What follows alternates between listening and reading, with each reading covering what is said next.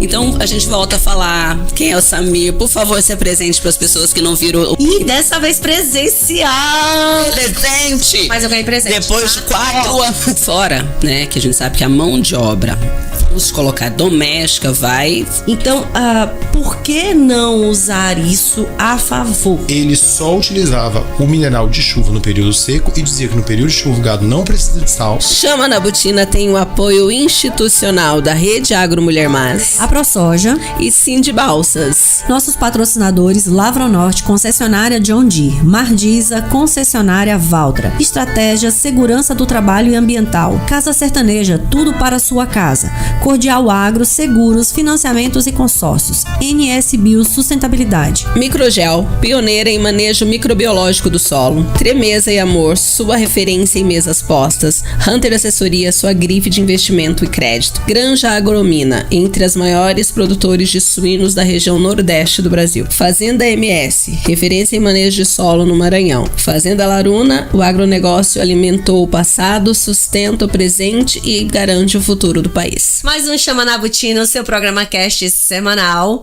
E, né, Lara, no último programa a gente até mencionou que nós estamos próximos aí de completar 4 anos. Exato. E aí a gente... Eu não sei se é um pouco de sorte, um pouco de oportunidade. Eu acho que foi o universo. Inspirando a favor. Porque foi assim, os dois foram próximos no início do programa e agora próximos de novo, né? E é bom, né? No programa passado a gente entrevistou o Sérgio Delmiro. E no programa de hoje, um amigo de longas datas também, dos primeiros. Que se tornou amigo de verdade. Sim, né? Isso é que é o mais legal. Querido, ele. A gente se encontra fora dos estúdios, isso é que é o melhor. Bem-vindo, Samir Nicolau, é um prazer ter você aqui. E dessa vez presencial. Melhor ainda. Que a gente pôde aí se abraçar, né? Ganhar presente. Finalmente nós ganhamos presente. Mas eu ganhei presente. Depois de 4 anos. Ó, prancheta. Para o pessoal que está pela rádio, que não vai ver, gente, é uma prancheta na cor cinza. Mas ela é uma prancheta num material que eu vou chamar de plástico. Talvez eu esteja equivocada em relação ao efetivo material. Mas ela é como se fosse uma caixinha onde cabe uma folha de tamanho A4, né? Cabe dentro também uma régua, lápis, caneta. Então ela não é uma prancheta comum, porque assim, eu posso guardar as coisas dentro dela, e no verso dela, o que seria o verso, é onde está aquela parte metálica onde a gente firma o papel para usar quando a gente está em campo. Eu achei sensacional. Gente, olha, para quem pode assistir, quem tá vendo, então atrás ela tem, né, isso daqui, que é para firmar o papel, e aqui ela tem um engate para poder manter fechado, então a gente abre e guarda aqui. Sensacional. Parabéns. Primeiramente, muito obrigado. Estou muito feliz de estar presencialmente. Nossas conversas sempre foram digitais. A gente começou a se encontrar fora, fez amizade, mas a conversa nunca veio pro presencial, né? Samir, como já tem literalmente quase 4 anos que você esteve com a gente, então a gente volta a falar quem é o Samir. Por favor, se apresente para as pessoas que não viram o primeiro episódio contigo e conta para nós. Eu sou o Samir Nicolau, eu sou aqui do Maranhão, nascido em São Luís e criado lá, de família bem maranhense.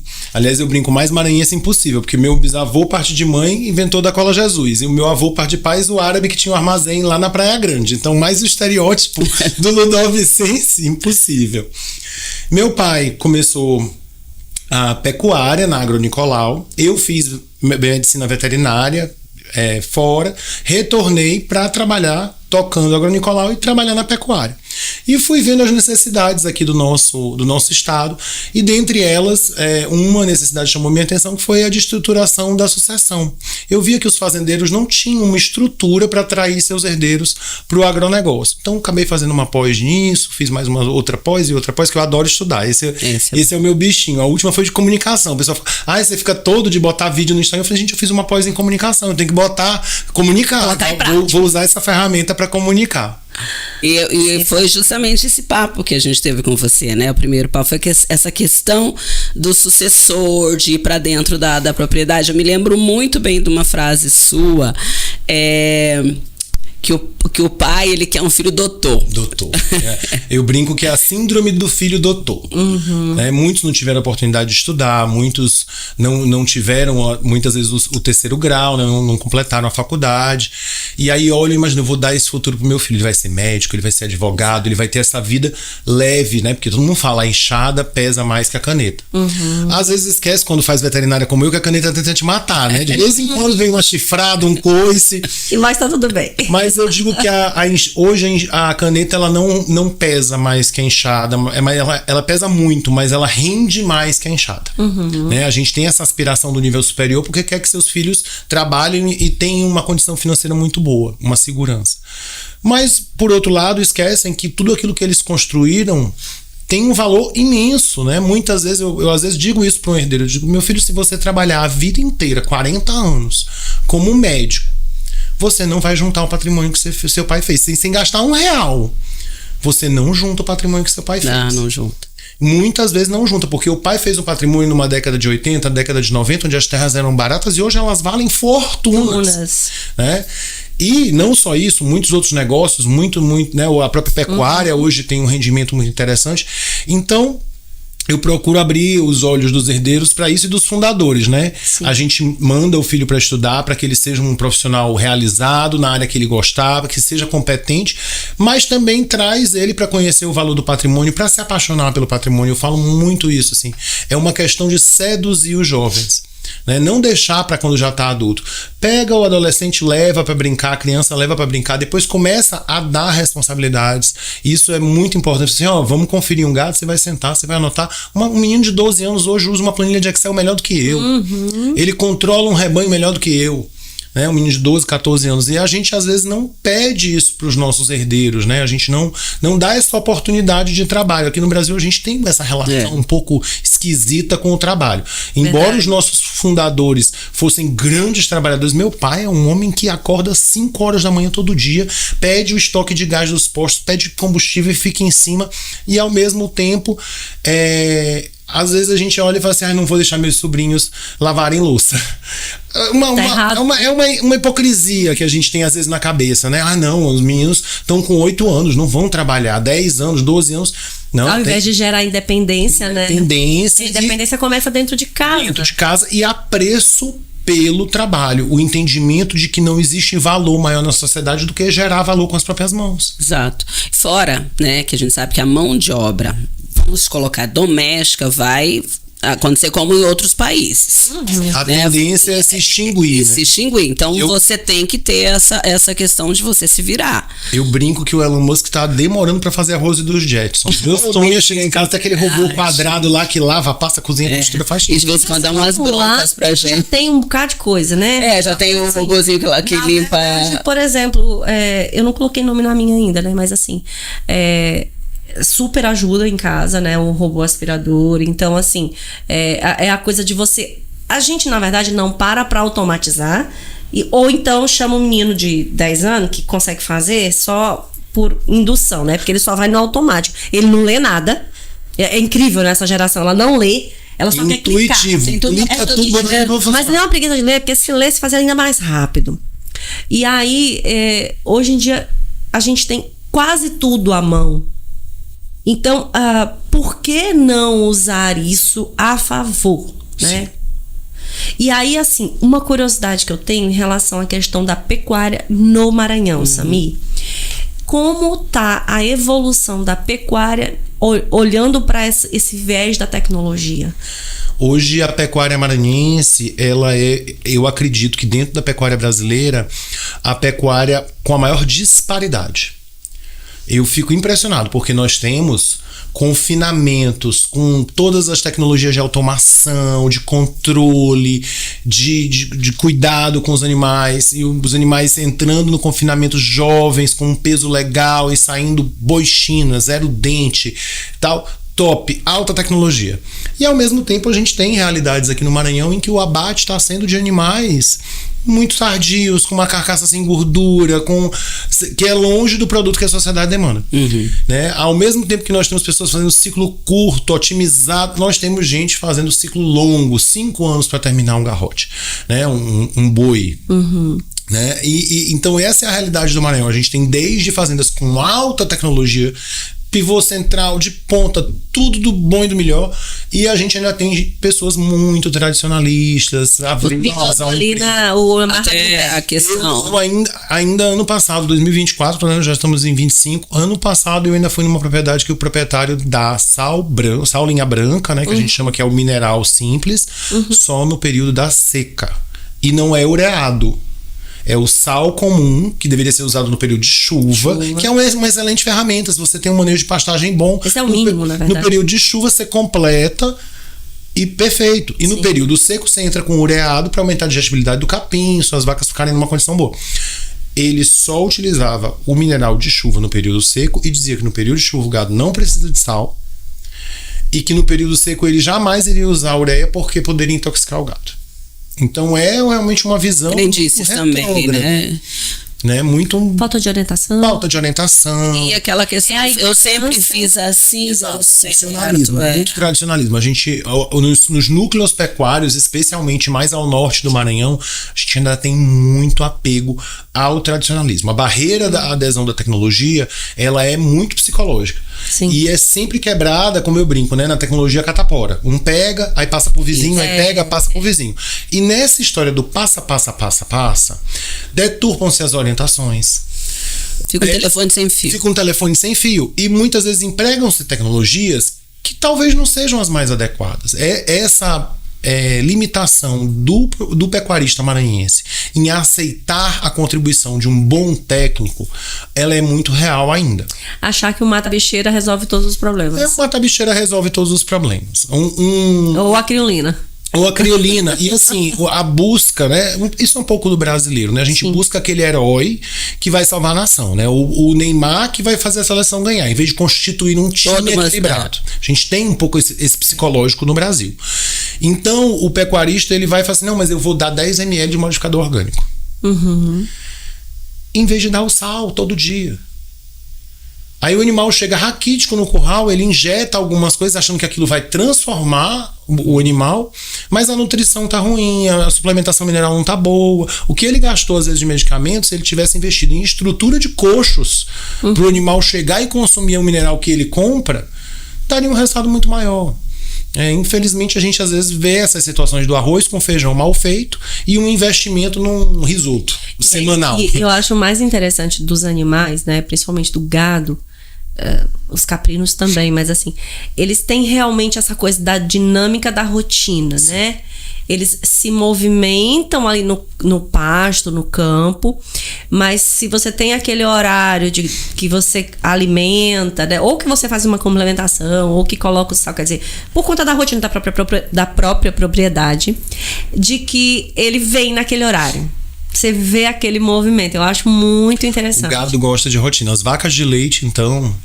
Gente, o gado de leite eles são meio que sistemáticos. Totalmente sistemático, totalmente. Mas você falando nisso, Samir, e complementando a tua fala, tem também o pessoal não para pensar em fazer recuperação do solo da pastagem, né? O solo degrada na pastagem também, o pisoteio do gado destrói um pouco. E de ver como é que tá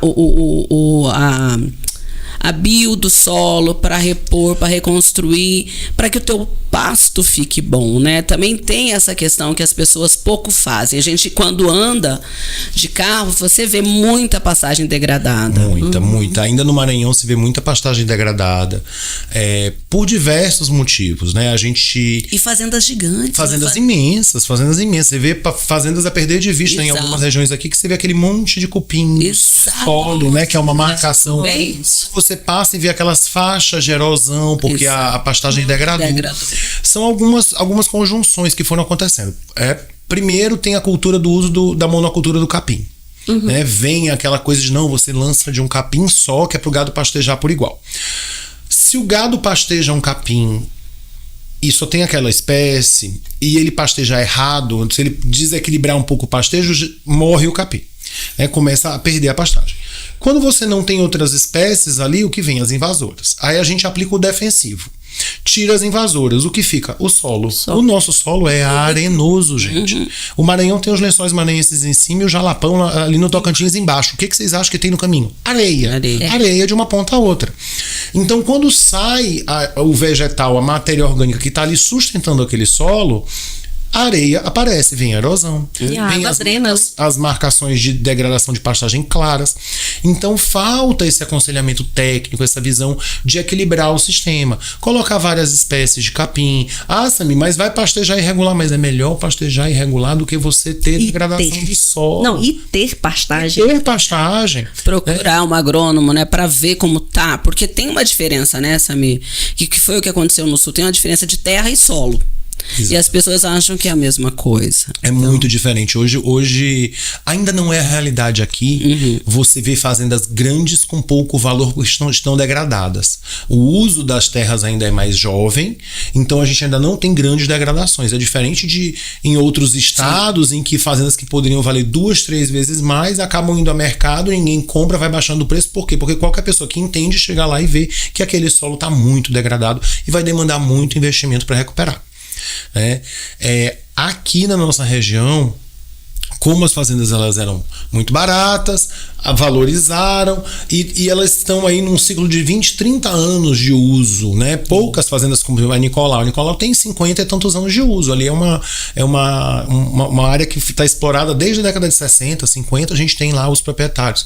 Então, a Nicolau tem o maior cuidado, a gente já tem programas de reflorestamento com espécies ideais para fazer fixação de nitrogênio, tem todo um trabalho ali na Nicolau para já prevenir, porque começou a aparecer, né? Pequenas áreas de erosão, especialmente nesses últimos anos que a gente intensificou o uso de defensivos. A hora que eu bati o defensivo, o capim ficava lindo, coisa maravilha, obrigado Deus, bênção de Deus, acabou o roço, vai só o defensivo e meu pasto vem. Aí nas áreas onde o gado tinha pastejado um pouco mais, começou a aparecer as manchas de degradação e a areia mesmo vindo. Aí ali a gente correu, replantou, colocou, tá tentando colocar árvores, né? Porque isso assim, indubitavelmente, quem falar hoje contra isso e que consiga me convencer, eu vou tirar o chapéu.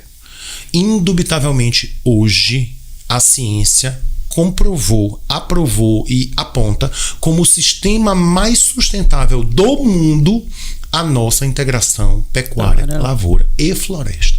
Não tem cientista ambiental que diga que uma integração lavoura, pecuária e floresta não é sustentável do ponto de vista de fixação de carbono, do ponto de vista econômico, porque você tem várias culturas, você diversifica a cesta para o produtor, do ponto de vista social, porque você tem mais pessoas trabalhando naquele sistema. Quer dizer, é tudo muito positivo. E eu não vou querer ser mais inteligente do que essa lógica que a ciência inteira está dizendo que sim. Então eu estou lá tentando botar algum extrato de floresta com a nossa visão, né? A gente lá está querendo uma floresta para sustentar o nosso solo. Então escolhemos árvores, bem-estar dos próprios bem-estar dos animais. E não acontecer como a gente viu vou falar de uma série que ficou famosa, Yellowstone, que tem uma cena que o cara fala, tudo bem, nós estamos perdendo gado, deixa. A gente vai comprar carne do Brasil, que não tem mais nenhuma floresta. Oi, gente, quem é que faz esses roteiros? Infelizmente, a desinformação em relação ao nosso agro, eu até falei isso uma vez, tem um vídeo lá no meu Instagram falando isso, eu fui achincalhado, mas eu falo novamente. É intencional. Sim. É uma campanha maligna que fazem contra nós. Assim, ninguém tira isso da minha cabeça. Mas é verdade. Porque no mundo em que tem gente passando fome, nós que produzimos comida somos os vilões? E comida em 20% do... E essa semana eu tava olhando porque assim, eu sigo um perfil no Instagram que fala sobre economia descomplicada, eles sempre colocam os gráficos, né? E dessa semana foi os países com os maiores rebanhos bovinos do mundo. O Brasil tem aproximadamente 238,6 milhões. A Índia tá em segundo com 193,6. E os Estados Unidos estão lá em terceiro. Gente. Só com 92. Então é assim, ela é o terceiro, ela tem menos da metade do segundo. E em relação a gente, não vou nem fazer as contas, né? Porque aí é bem mais. Mas assim, quem tá falando da gente mesmo? Pois é. E o problema maior que eu vejo não é só esse. Eles têm 90 e poucos milhões de cabeças, são grandes abatedores de gado. Por quê? Porque eles montaram um sistema industrializado de confinamento, de cruzamentos direcionados, até o bezerro de holandês lá, ele da leiteira, não necessariamente de holandês, mas Sim. O bezerro da leiteira, ele vai para o confinamento, ele vira um tricross. E onde isso parou? Num sistema produtivo altamente poluidor, porque todas as falácias criadas de que a pecuária é a pegada de carbono negativo, positiva, né? A carne está acabando com a atmosfera, é desse sistema que eles estão falando. Mas jogando para nós. Confinado, mas jogando para nossa gente. Querendo culpar a explotação do boi, né? Que ainda não sabem nem o que, ainda dizem que é o pum da vaca, mas é o arroto, né, gente? Então vamos lá. Então não sabem do que estão falando, falam de dados criados para um sistema dos outros, lá o sistema norte-americano, e eu ainda vou dizer mais uma coisa.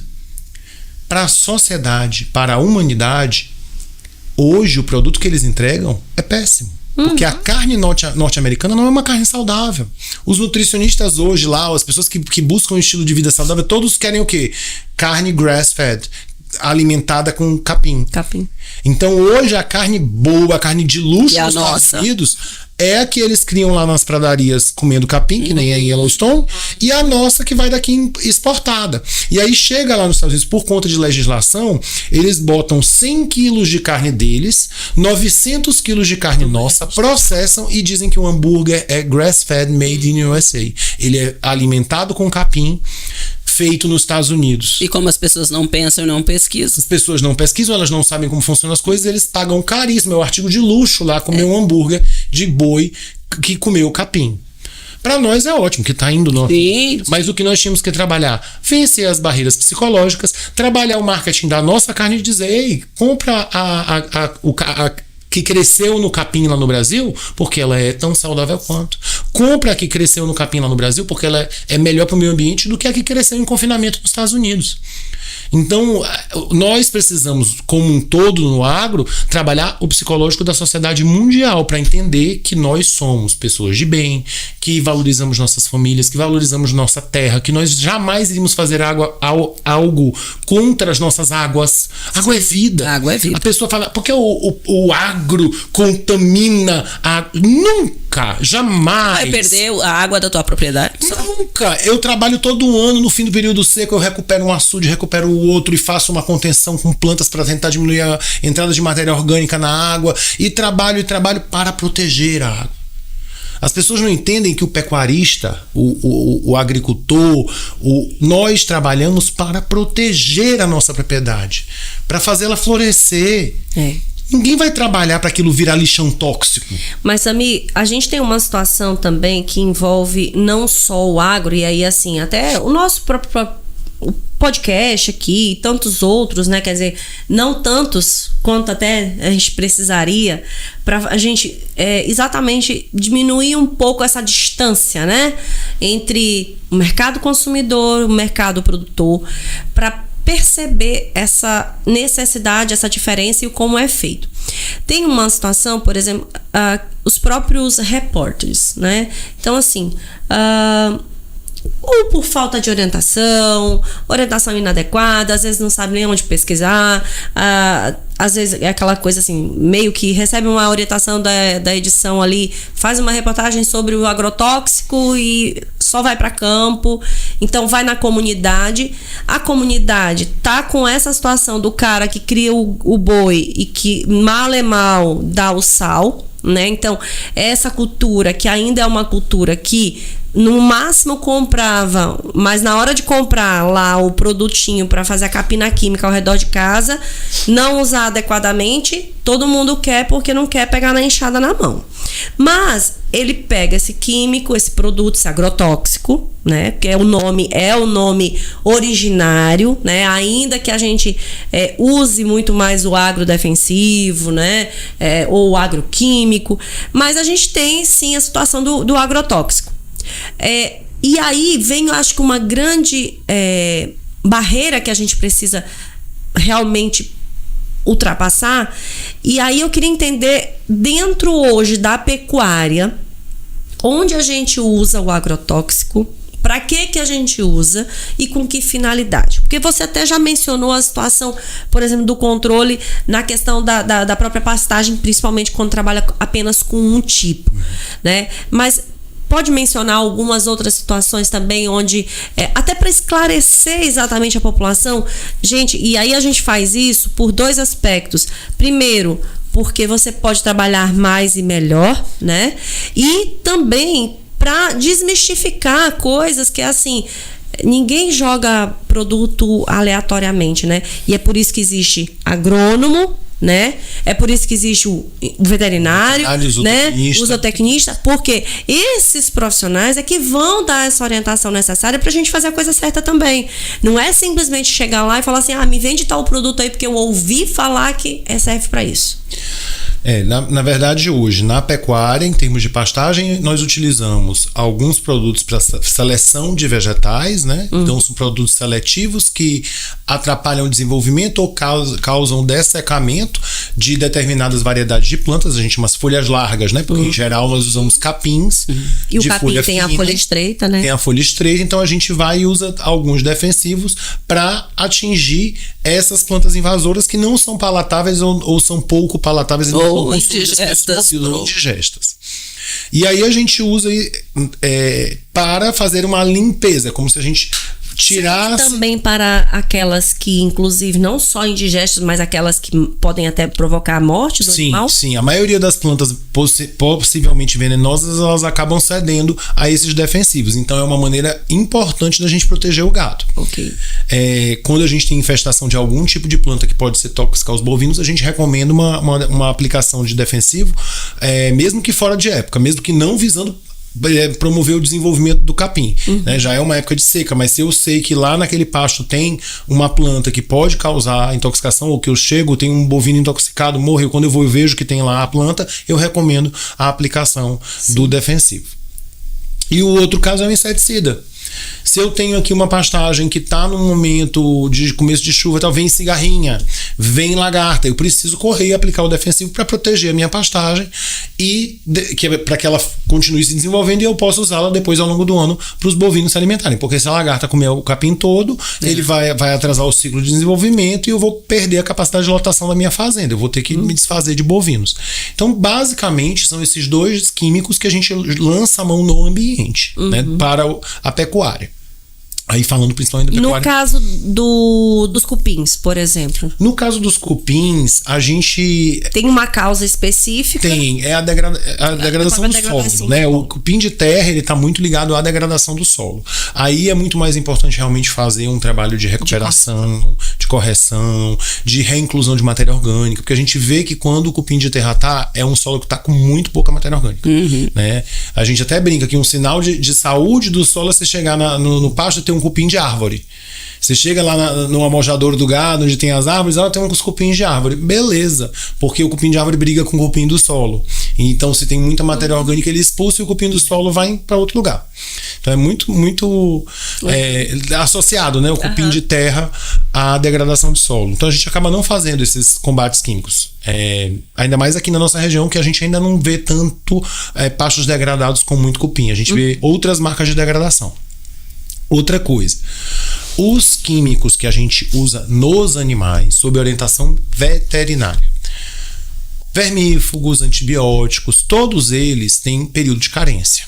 Alguns têm um período de carência de 24 horas, que é o clearance do corpo do animal. O animal processa aquilo, tira, com 24 horas você pode tomar o leite, você pode abater o animal. Alguns produtos têm períodos mais longos, especialmente aqueles produtos chamados LA, longa ação, aqueles altamente concentrados, produtos de 3,5%, 10%. Esses produtos, em geral, eles têm 10 dias, 30 dias, períodos mais longos para consumo da carne, para abate, né? E alguns até para o leite. Então a gente tem que sempre observar isso e sempre, por isso que tem que ter a orientação do médico veterinário, porque um dos pontos que o médico sempre vai observar é o período de carência, que esse produto precisa ser observado, tá? E assim...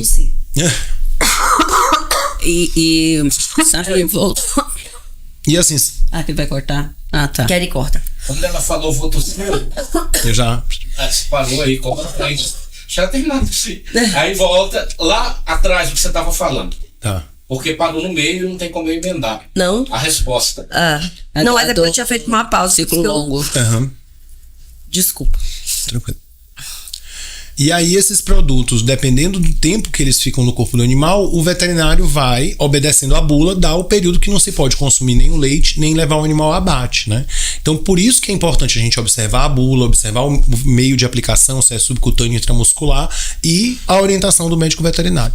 E essas informações, elas estão ali na bula, elas são um estudo imenso, tá? Só para deixar claro, ninguém está apostando com a saúde dos seres humanos. Quando a gente aprova uma molécula para ser utilizada, é feito um estudo gigantesco de resíduo de medicamento nos alimentos. São feitos testes de abates e esses abates com vários dias, essa carne é descartada, mas é avaliada em laboratório, se vê o quanto de resíduo tem nessa carne, se faz a curva, falar depois do 15º dia pode consumir. Aí faz o teste de novo, abate com 16 dias e aí vê que não ficou resíduo. Tem toda uma comprovação científica para dizer esse período de carência. Então é seguríssimo, né? Muito segura a nossa comida no Brasil. A gente nem pode usar determinadas moléculas aqui no Brasil. Sim. Existem países que usam várias moléculas, especialmente os anabolizantes, né? E aqui no Brasil é proibido, né? Eu acho assim, o cúmulo da falta de informação quando alguém vai em um restaurante e paga mais caro por uma picanha de alguns países que podem usar anabolizantes. E pensam que nós é que ficamos, né? Que nem foi antigamente a questão do frango com hormônio. Ai, Jesus. Essa é uma que eu brinco assim, tem duas coisas que me tiram, minha alma sai do corpo.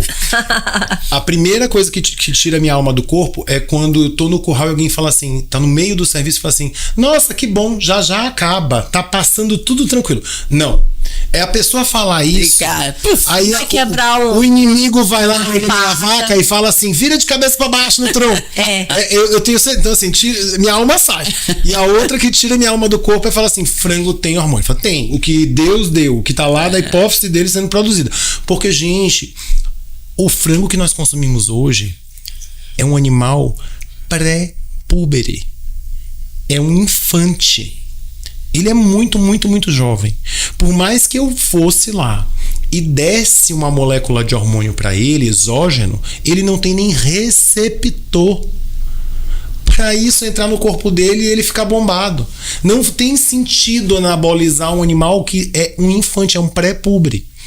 A gente precisa tirar o chapéu para a indústria avícola, que fez um trabalho de melhoramento genético e nutrição acompanhando e sanidade acompanhando violentíssimo. Hoje o frango é um animal com melhoramento genético tal que se eu pegar aquele frango branco de granja de alto melhoramento genético e não der a nutrição exata para ele entorta as pernas, ele fica todo deformado. Os frangos hoje, se não me engano, a cada 48 horas muda a receita da dieta. Porque em 2 dias ele já está com necessidades diferentes. Então, assim, é de tirar o chapéu, é de dar os parabéns. Eu trabalho com melhoramento, vocês sabem, eu fui credenciado agora no GenePlus da Embrapa para bovinos, que é um programa de bovinos, né, da Embrapa. E a gente tem a cadeia de frangos e suínos como exemplos.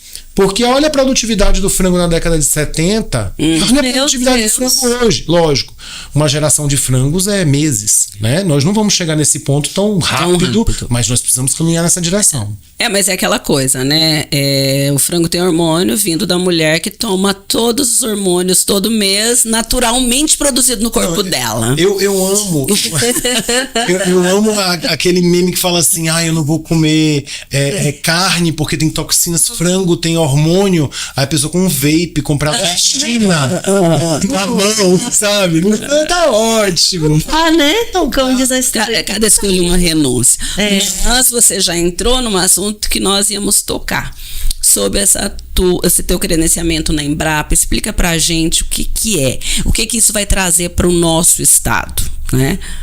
Eu espero que com esse credenciamento e fazendo esse trabalho aqui no Maranhão, eu ajude a diminuir aquela diferença que a gente falou no começo, do mais tecnificado e do menos tecnificado, né? Ajude a trazer desenvolvimento e tecnologia para o estado. Essa é a minha missão de vida. Esse credenciamento que eu fiz junto ao programa GenePlus da Embrapa, ele é uma formação, eu já estou pleno, porque eu já tenho mais experiência no agro, né? Tô na pecuária há muitos anos, então logo eles acabaram me liberando, me credenciando aqui no estado.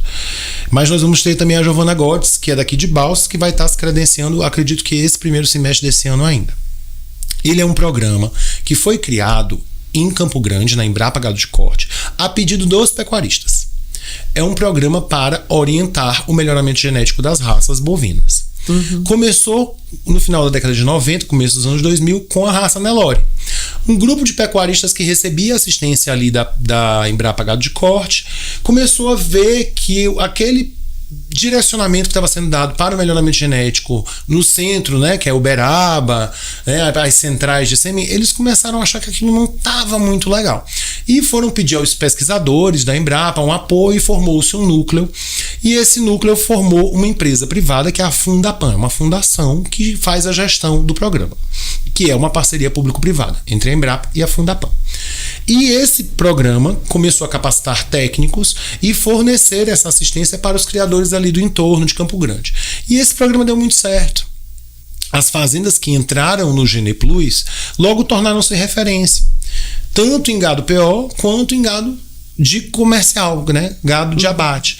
Porque é um programa baseado no trabalho do curral. A gente vai para o curral, a gente avalia os animais, pesa ao nascimento, pesa com 75, 90 e poucos dias para o maternal, depois pesa na desmama o animal e a mãe, avalia o animal e a mãe, e depois ao sobreano, quando esse animal está ali entre 15 e 18 meses, a gente avalia ele novamente e pesa ele novamente. Com essas informações, a gente tira uma série de características que são as chamadas DEPs, né? Diferenças esperadas de progênie.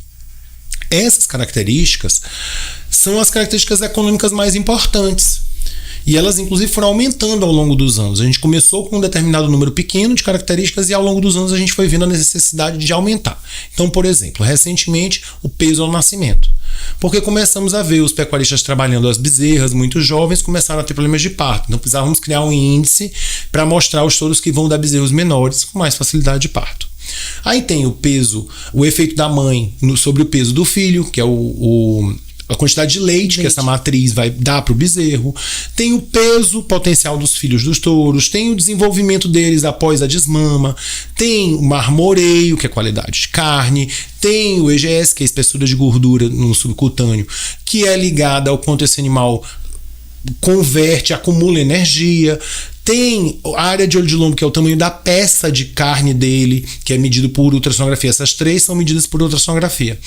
E um animal pode ser imenso, mas se ele não tiver peça de carne para a pecuária de corte, ele não é valioso. Valioso é um animal, né, que tem carne. Tem que ter peso. Peso e carne. E muita carne, porque o fim da cadeia paga a carcaça.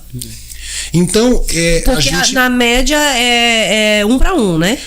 Na média é 5%. Sim, você trabalha 50%. Mas a gente sabe que os animais que têm o AO maior rendem mais. Exatamente. A gente sabe que os animais campeões de AO, quando eles chegam no frigorífico, são os que mais rendem percentualmente. Ele vai chegar em torno de quantos por cento? 56, 57%. E, gente, quase. E aí você fala de 50 para 57, é 15%. Claro. 15% de faturamento. Um boi de 600 quilos, ele pode gerar 300 quilos de carne. Se ele render 57,5%, ele passa a te dar aí 15% a mais. De 300, ele passa para 345 quilos de carne. Em rendimento, é dinheiro. Então são todas essas características que estão ali naquela régua de DEP, que a gente chama, que é aquela imagem que a gente vê muitas vezes no catálogo de sêmen, ou em leilão sendo projetada. Todas aquelas barrinhas, todos aqueles números são características economicamente importantes, que o programa foi selecionando ao longo desses mais de 30 anos de existência, né? E foi trabalhando. E uma das características que é a assinatura do nosso programa é a característica de conformação frigorífica. É visualmente avaliar o animal e tentar medir o quanto de carne ele tem.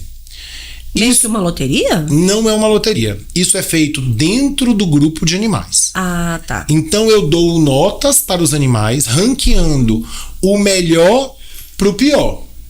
6, 5, 4, 3, 2, 1. Então, se eu tenho um lote de vacas que comeu no mesmo pasto, pariu no intervalo de 60 dias, e eu vou fazer a desmama dessas vacas, eu peso os animais, o mais pesado é melhor. Não necessariamente. O mais pesado pode ser só osso. Porque ele cresceu muito, mas não botou carne. É uma desculpa que de vez em quando a gente usa. Eu não tô cheio. E aí, a conformação frigorífica, que é essa característica, a assinatura do programa Geneplus, é uma avaliação visual feita pelo técnico para dizer, olha, esse bezerro, ele é grandão, mas ele não tem carne. Ele tem uma nota mais baixa. Esse bezerro, ele é muito entroncado, muito musculoso, mas ele é pequeno em comparação com os outros. Então a gente faz essa avaliação visual, tem todo um treinamento para você aprender a fazer isso e dar essa nota. E com a triangulação de todas essas informações, a gente começa a ver coisas que no dia a dia da fazenda passam. Por exemplo, acabei de fazer um atendimento domingo, a gente foi lá atender excepcionalmente esse cliente domingo agora. Ele precisava fazer o desmame, eu fui lá, fizemos o atendimento, terminamos de tabular os dados, eu olhei e falei, você precisa descartar 2 vacas. Ele falou, mas por quê? Eu falei, porque você passou 2 vacas com mais de 450 quilos, com score corporal elevado comparado com o grupo, eram as gordas, e os 2 bezerros delas eram bezerros leves e com score corporal ruim. 2 vacas que estavam lá, comendo sal, sendo inseminadas, recebendo medicamentos, recebendo atenção do vaqueiro produtividade. E dando produto ruim. Então o programa Geneplus, ele vem para te ajudar a estruturar esse trabalho dentro da fazenda. Perfeito. Você falou isso, aí então eu queria que a gente desse um passo para trás para falar, para a gente explicar para as pessoas. Então, quem quer começar? Como que ele começa com o programa Geneplus? Como é que vai funcionar isso? Então, eu já tenho que ter uma determinada quantidade de animais, se precisa ter por tipo de animal, como que funciona? O programa, ele é para quem faz cria. Então a gente começa daí. Quem tem vacas e reproduz essas vacas, ele é para esse pecuarista. Temos que ter um mínimo de estrutura na fazenda. Precisamos de uma balança. E, se possível, um tronco de contenção para a gente poder avaliar a circunferência escrotal dos machos. Em geral, as fazendas mais organizadas, que fazem IATF, fazem estação de monta, elas já têm ali uma balança e um tronco. Outra coisa que tem sido um calcanhar de Aquiles da pecuária maranhense, tem sido difícil lidar com isso aqui, a gente precisa saber quem é filho de quem. Então as vacas precisam estar individualizadas e os seus filhos precisam estar identificados quem é a mãe. Então nasceu, tem que ir lá tatuar a orelha ou botar o brinco imediatamente, enfim, fazer o sistema que a gente chama escrituração zootécnica. Tendo esses dois, a estrutura básica e a identificação dos animais, a gente consegue trabalhar a partir de 100 animais, 150 animais, matrizes em reprodução. Desde que seja feita uma estação de monta, porque eu preciso de um intervalo máximo de 60 dias entre o primeiro a nascer e o último a nascer. Então, se a minha estação tem 120 dias, que em geral é o que tem, eu monto 2 lotes. Aí eu tenho que ficar com 100 bezerros em cada lote, pelo menos, para a gente poder ter dados, ter informações. Mas dá para começar a partir de 150, 200 matrizes, e em uma fazenda que tenha essa organização. Tem uma estação de monta, tenha a identificação dos animais e um mínimo de estrutura. A balança, porque a gente precisa pesar, né? Sim, fazer acompanhamento, né? Dr. Fernando Penteado, que era um agrônomo, né? Dono da Fazenda Mundo Novo, da Maná, Foz, né? Um ícone, né, da pecuária brasileira, talvez um dos homens mais inteligentes que a pecuária brasileira tenha visto. Ele dizia, se não me engano, era ele que dizia que o mal da pecuária brasileira é que todo mundo acha muito e pesa pouco, mede pouco. Né? E essa frase que eu acho que quase todos os setores, né? Na verdade, essa é uma frase da administração, né? Que aquilo que não se mede, né? Você não tem como gerenciar. Exato. E isso serve não só para a pecuária, mas como para a agricultura, serve para o comércio, né? Serve para todo mundo. Mas na pecuária, realmente, a gente percebe que a gente ainda precisa dar uns passos um pouco mais largos, né? Principalmente para quem quer atuar mais profissionalmente, ter uma rentabilidade, não simplesmente ser algo, uma complementação simples de renda, vamos dizer assim. E, na verdade, o grande problema é que pode virar um grande prejuízo de renda. Exatamente. Porque o custo fixo da pecuária é grande. Exato. Eu sempre tenho batido isso aqui nessa região que tem vocês agricultores e que entendem muito. A gente precisa ver 2 coisas em relação à pecuária comparado com a agricultura. A primeira coisa, a agricultura não tem custo fixo. O custo fixo da agricultura é relativamente baixo. Se esse ano você precisar, Deus o livre, acontecer uma situação familiar e fala assim, eu não vou plantar esse ano. Queridos meus funcionários, reduzo uma boa parte da minha folha, deixo uma pessoa para manter meu maquinário existente e eu sigo, ano que vem eu recomeço. Ou quando eu voltar no período da safrinha, se der tudo certo lá na minha situação familiar, eu venho e tá tudo aqui. Eu não posso fazer isso na pecuária. A vaca precisa de sal todo dia. Vivo. Bichinho vivo. Bicho vivo. Precisa de sal todo dia, precisa de cuidado todo dia. É diferente. Então o custo fixo da pecuária, ele é fixo, ele é tétreo. Ele tá lá e não sai. Você tem que ir conviver com esse custo fixo. E a outra coisa, a pecuária, eu digo sempre, hoje nós estamos num mundo que a gente tem que dirigir pelo balanço patrimonial, né?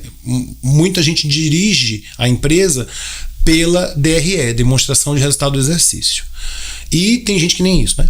Dirige pela conta do banco, pelo caixa. Mas a gente tem que dirigir a empresa pelo balanço patrimonial. Meu pai me ensinou assim.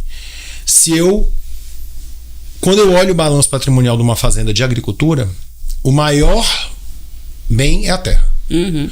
O segundo maior bem é o parque de máquinas, né? Se for falar monetariamente, hoje uma fazenda de 1.000 hectares, hoje aqui em Balsas, 1.000 hectares facilmente aí 20, né, milhões, 40 milhões. O parque de máquinas, para você plantar 1.000 hectares hoje, entre plantadeiras, colhedeiras, tudo de boa marca, aí muitos milhões. Muitos milhões. O próximo item é custo, é a semente, adubo, plantio, tá no ciclo da DRE. Na pecuária não é assim. Na pecuária, o maior custo da fazenda é a terra. Depois da terra, o maior patrimônio da fazenda é a terra. Depois da terra, são as matrizes. São as matrizes.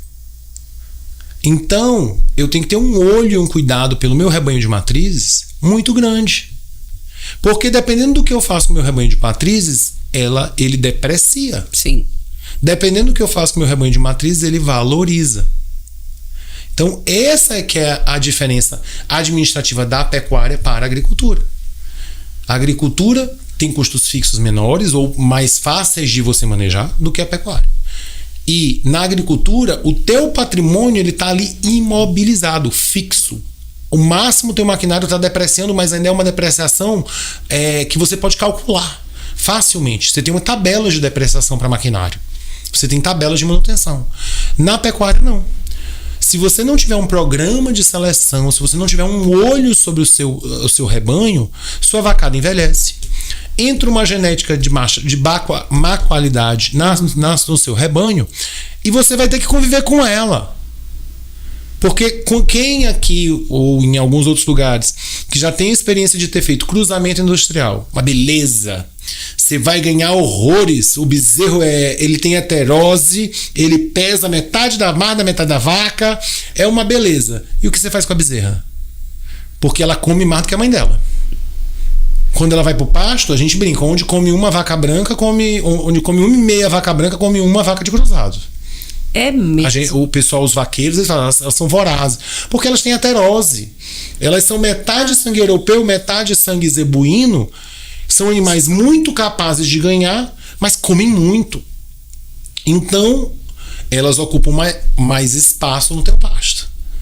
E outra coisa, por ela ser um produto de heterose, a genética dela é um misturado, na hora dela passar, ela vai fazer a divisão dos cromossomos. E tu não sabe se ela vai passar do pai ou da mãe. Então é a dificuldade. Para matriz, você já não consegue necessariamente utilizá-la. Para utilizá-la como matriz é muito difícil. Por isso que muita gente às vezes experimenta com cruzamento industrial e volta atrás. Fala essa remuneração a mais que o frigorífico dá, que aqui a gente não tem essa realidade. Sim. Ou essa remuneração a mais que eu consigo vendendo esse bezerro cruzado, não compensa. E se eu pego as vacas, insemino no começo da estação com o cruzado, as vacas que emprenham depois dos meus touros de repasse vão me dar bezerros um pouco mais fracos, porque a gente sabe que os bezerros que nascem no começo da estação são os melhores. Na hora que eu for escolher bezerras para repor, se eu for pegar dos filhos de touro de repasse, elas são bezerras mais leves. Eu vou ter mais trabalho para botar elas na reprodução. Então eu peguei o filé do meu nascimento e dei pro cruzado, que é uma coisa que vai só passar pela fazenda, não vai ficar agregado no meu patrimônio. Então olha aí a dificuldade de você escolher uma genética errada para o seu rebanho. Então é uma estrutura, né? São vários requisitos que precisam realmente ser analisados pensados de maneira né? muito cautelosa. Como o Samir falando, eu fico pensando assim, cara, Quem não sabe isso, tá lá, mistura os dois, aí não sabe por que o gato tá ficando menor. Não, quantas vezes Né? a gente, né, tipo, cara, fulano, um vizinho lá tem tal, vou... Inseminou usar com comigo, ângulos, é. inseminou com... E a Não, deve pecuária, ser ela é muito. cheia de moda, né? Como eu tô aqui com o meu dia, Já tem apesar isso. da carinha boa, né? Assim, é o esterco faz bem pra pele. Eu tô aqui na pecuária há quase 30 anos. É muito arroto de bicho. Ai, quantas pós, né, Samir? Aí Quantos tudo. É o meu bichinho, eu adoro estudar, mas a maturidade de ter meu pai me pego pela mão, menino, e dito, filho, vamos pra esse poema lá ver, ouça, tá vendo? Você entendeu por que ele falou isso? Você ficou com dúvida? Meu pai de menino me trouxe pra dentro da pecuária com esse olhar de aprendizado, ele sabia que eu gostava, então ele me estimulou muito. E então eu brinco, gente, eu vi Limousin. No meio da década de 90 foi o auge do Limousin. Gado continental europeu, uns boion de 1.300 quilos, a carne zero de marmoreio. Mas a gente usou Limousin na Nelore para dar tamanho pro gado. O tanto de canela que tinha, aqueles garrotes. Depois, no calor do Maranhão, os bichos arfavam para dentro do açude mesmo. Pode falar que nós vimos caracu, né? Caracu também. Gente, o pessoal vai ficar pensando, é cerveja? Não, galera. Cerveja. A gente passou. E ciclos, né? A pecuária ela tem essas modas. Esses dias eu tava brincando. Vale pra tudo, né? Essa coisa na moda. Vale né? pra Porque tudo. aquela coisa, vamos experimentar. Você não vai fazer isso com o plantel inteiro. A diferença é essa. Peraí, vamos separar um lote aqui, sei lá, não sei, tem uma quantidade mínima, 5 animais, vamos testar aqui pra ver o resultado, né? Eu brinco que cautela e caldo de galinha, né? Como diz o ditado. Vamos aos poucos, faz um teste, bota um pé, olha, observa, mede. Né? Vê o que ficou, vê o que não ficou, mais um passo. Tem que ser assim. Tem que ser assim. Né? Com essa cautela e com essa experimentação. Por quê? Uma orientação de Campo Grande pode não dar certo aqui. A gente tem que ter esse reconhecimento, essa humildade. É o clima, o pasto, né? A genética diferente. do solo é Tudo outro. diferente. Tudo, a própria cultura, eu conto sempre isso, porque é uma passagem que chega a ser engraçada. Nós criamos carneiros há muitos anos. E meu pai cria Santa Inês e Dorper. O mais recente, 2004, 2007 nós começamos o Dorper. Meu pai criava carneiros deslanados, Santa Inês, desde o sítio, antes de ter a fazenda na década de 80. Minha família é de libaneses, adora carne de carneiro, minha mãe é louca por carneiro. Sempre criamos. Meu pai sempre comprou o grande campeão da Expoema. Saía do julgamento, se fosse leilão, ele comprava. Eu sempre gostou de ter o melhor carneiro para reproduzir lá nas nossas ovelhas e ter um carneiro excelente. Tanto que quando começamos a criar PO, os carneiros registrados, o primeiro animal que nós levamos foi o grande campeão da Expoema, porque era um animal de base do nosso rebanho, era uma coisa muito bem feita. Começou o Dorper. Minha mãe olhou eles gordinhos e falou: deve ser uma delícia. Pernil deve estar Vamos botar em algumas ovelhas mais descarte, mais fracas, vamos botar um Dorper para consumir. E eu estava em São Paulo fazendo faculdade, né? Eu que coordeno essa coisa e sempre sou eu que faço o abate, que sou veterinário, dou aquela inspecionada e eu gosto de cortar o carneiro. Eu tenho curso de corte de carneiro, fiz lá em São Paulo, e para deixar bem bonito, eu sinto tanto prazer, assim, eu criei isso aqui, eu vou te entregar na melhor qualidade que puder. Eu tenho essa visão. E é para minha mãe e para minha avó também, né? Ainda para completar, né? Que eu não fico cortando carneiro para todo mundo. E aí, eu tava em São Paulo nesse tempo, tal, minha mãe me ligou e falou assim: meu filho, tem alguma coisa errada com os carneiros. Eu falei: como assim, mãe? Meu filho, já é a terceira vez que vi um carneiro que não dá pra comer. Horrível. Ui. Aí eu liguei na fazenda e falei: os últimos carneiros que foram lá pra casa da dona Lídia, o que aconteceu? Não, doutor, é porque a gente matou os meio sangue Dorper. A gente acostumado a castrar os carneirinhos de matar já no nascimento, desmamar e dar uma suplementada ali por mais 60 dias para eles ficarem de um tamanho bom, com uma gordura gostosa na carcaça. Os tratadores, os vaqueiros fizeram a mesma coisa com meio sangue Dorper.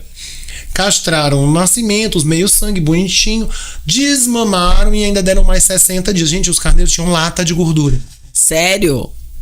Porque ele é cruzado, ele tem heterose, o Dorper já tem um potencial de acumular gordura, fazia aquela heterose com Santa Inês, Aí eu falei, não, pra lá agora nem castra mais. Quando desmamar, já mata, já avisa que tem que matar, nem que congele e fique congelado, mas é já desmamando praticamente e matando, porque senão fica muita gordura.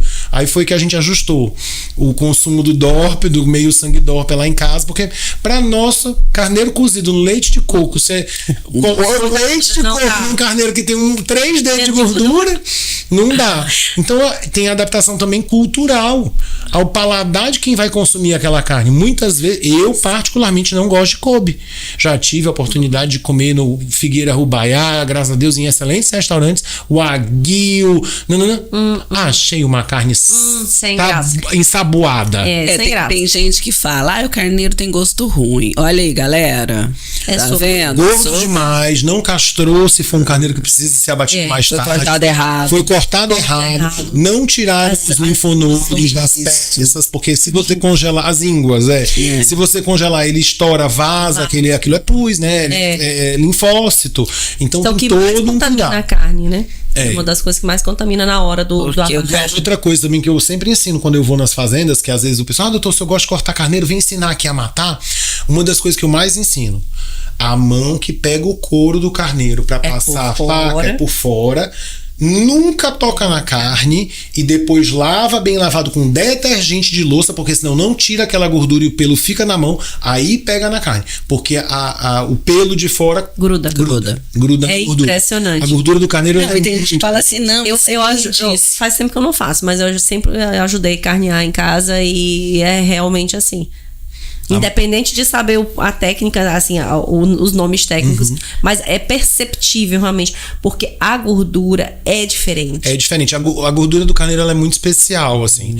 Ela é uma gordura que ela solidifica muito rápido, temperatura muito alta, muito baixa, né? Então qualquer coisa ela já endurece. Carneiro é uma carne maravilhosa, mas é uma carne muito melindrosa.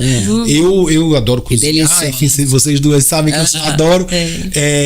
Mas demanda muito cuidado. Aí uma coisa que eu sempre também gosto de levantar a bandeira do carneiro: a melhor carne vermelha em termos de digestibilidade para idosos, crianças pequenas, é a do carneiro. Meus sobrinhos foram prematuros, eles ficaram mais ou menos 1 ano, que a carne vermelha deles era só carneiro. Eu matava, moía lá em casa, levava os pacotinhos para minha irmã fazer sopa, e enquanto ela precisou, eu fiz os pacotinhos para eles fazerem a sopinha deles, a carne vermelha era carneiro. E eles ganharam peso e hoje, graças a Deus, estão ótimos. E a carne vermelha a gente sabe, né? Nós temos uma entrevista com o doutor, ele explica como isso é bom para criança. É necessário. Fundamental. Podem torcer o nariz, mas podem pesquisar que vocês vão ver que questão de cognição para criança tem que ter. Questão de músculo para caminhar, para tudo. Mas, Samir, deixa eu perguntar um trem pra você. Quando a gente conversou contigo lá atrás, o nosso rebanho tava o quê? 9 milhões e quanto? Acho que nem era 9. Tinha acabado de chegar a 9. Eu acho que nem era. Tinha acabado de chegar a 9. Não, acho que ainda era na casa dos 8, não era não? Isso. Mas enfim. Vamos deixar por 9? Vamos deixar dos 9. Hoje a GED fechou, se não me engano, 2024, contabilizando 10,1 milhões de cabeças, né? Um dos poucos estados do Brasil que cresceu o rebanho. A gente tem que não só olhar o número, mas entender o movimento. Sim. O Maranhão cresce o rebanho, o Brasil reduz o rebanho. A maioria dos estados reduzem o rebanho, o Maranhão cresce. Por quê? Porque os outros estados com mais tecnologia atendem a demanda de abate com menos animais, tem uma taxa de desfrute melhor. E outra coisa, o Maranhão ainda tem áreas de atratividade para a pecuária. Balsas é uma dessas áreas. Aqui é predominantemente agricultura, mas hoje os próprios agricultores estão buscando a pecuária como nova fonte de renda, como a terceira safra, para ajudar a qualidade do solo, porque a gente sabe que os solos onde há pastejo, né, do capim da terceira safra é melhor até do que só a palhada, né, porque acumula mais matéria orgânica, tem a própria urina do gado, que tem nitrogênio, enfim. Então, por toda essa vantagem, hoje tem atratividade para a pecuária nessa região. E nós temos diversas regiões do Maranhão que estão estruturando, no dia de hoje, ainda suas pecuárias. São pecuárias que crescem porque a tecnologia está chegando e permitindo o crescimento. E na contramão, né, a gente vê estados tradicionalmente, que nem o Goiás, Minas, Mato Grosso, que áreas de passagem hoje estão virando lavoura. Porque tem muita gente que por causa da questão de preço, alguma coisa assim, deu uma abandonada. Eu tô falando nesses estados. E essa notícia boa, que quando a gente falou disso ano passado, nós ficamos muito orgulhosos do Maranhão livre de vacinação. Olha, esse é um tema assim que eu fico muito feliz de falar, porque as pessoas precisam entender diversas coisas sobre esse tema. Primeiro ponto, eu não posso, independente de bandeira política, de partido, de qualquer coisa, deixar de ressaltar o nome do Carlos Brandão. Sim. Independente dele estar governador, ele é médico veterinário e ele é o pai da AGED. Quem criou a AGED no Maranhão já tinha o pedido do Ministério da Agricultura de que os estados criassem as autarquias para fazer gestão de longo prazo dos programas, porque às vezes as secretarias começavam um programa, mudava o governador, o programa caia por terra. Então, para dar continuidade aos trabalhos fundamentais de defesa sanitária, foi pedido que os estados fizessem as agências. O Maranhão estava moroso. No então governo Rosiana Sarney não saiu. Então, quando houve a saída da governadora Rosiana e ficou o vice dela, não era o vice dela, Ai, quem era vice da Rosiana? Agora eu não consigo lembrar o nome dele, eu tô olhando o rosto dele aqui, mas não consigo lembrar o nome. O Dr. Carlos Brandão era da estrutura política, se não me engano, era tipo chefe de gabinete. Sim. Era da estrutura política, e ele levou a demanda, que foi uma demanda da Associação dos Criadores, junto com outras entidades, para o governador Tadeu Palácio. Então, o Tadeu Palácio assina a formação da AGED pelas mãos do Brandão. E hoje o Brandão, governador, tem se feito um trabalho imenso, botou o Cauê Aragão lá, que foi um excelente gestor, estruturou o órgão, alcançamos todas as notas que o Ministério pediu que nós alcançássemos em defesa sanitária. E agora colocou a doutora Jussiele, que é funcionária de carreira, ela é técnica, muito forte, né? Então, nós estamos muito bem assistidos nesse aspecto, e eu não posso deixar de agradecer a ele, como colega médico veterinário, por esse olhar tão importante que outras pessoas da política... produtor, né? O produtor como médico veterinário. Eu digo, ele é o maior veterinário da nossa história, porque ele curou o estado inteiro, né? Tá saneando o estado inteiro. Quanto ao tema do retirar a vacinação. Nós precisávamos retirar a vacinação. Não é só que nós podemos. Nós precisamos. Por quê?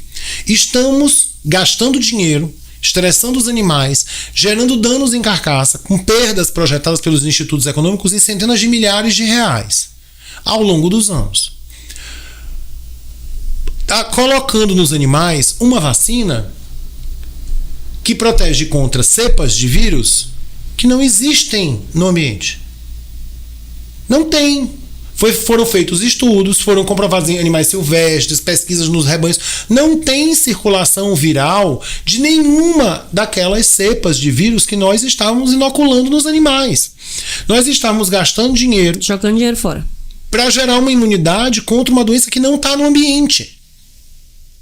Então, temos segurança para tirar a vacina. Então, esse é um primeiro ponto. Sim. As pessoas, mas a vacina sempre protegeu. A vacina protegeu durante um tempo. Agora já não precisa mais. A vacina só protege quando existe uma ameaça. O que proteger. Essa é literalmente a imunidade de rebanho. Exatamente.